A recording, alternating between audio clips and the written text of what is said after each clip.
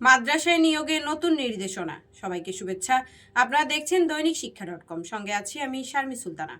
মাদ্রাসাগুলোতে বেসরকারি শিক্ষক নিবন্ধন ও প্রত্যয়ন কর্তৃপক্ষের আওতাভুক্ত নয় এমন শূন্য পদে নিয়োগের ক্ষেত্রে অনুসরণীয় নির্দেশনা জারি করা হয়েছে।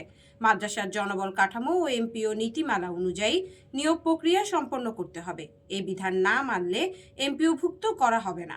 রোববার মাদ্রাসা শিক্ষা অধিদপ্তরের এক বিজ্ঞপ্তিতে এ তথ্য জানানো হয়েছে।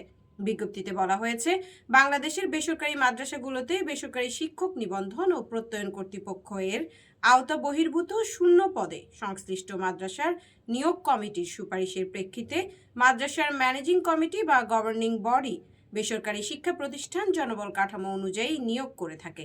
এতে জানা যায়, গত 1 ফেব্রুয়ারি শিক্ষা মন্ত্রণালয়ের কারিগরি ও মাদ্রাসা শিক্ষা বিভাগের বেসরকারি শিক্ষা প্রতিষ্ঠান জনবল কাঠামো ও এমপিও নীতিমালা 2026 জারি হওয়ায় মাদ্রাসার ম্যানেজিং কমিটি ও গভর্নিং বডিকে এই নীতিমালা অনুযায়ী বেসরকারি শিক্ষক নিবন্ধন ও প্রত্যয়ন কর্তৃপক্ষ এর আওতা বহির্ভূত শূন্য পদ পূরণের জন্য নির্দেশ করা হয়েছে।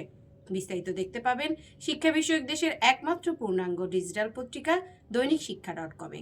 ধন্যবাদ সবাইকে।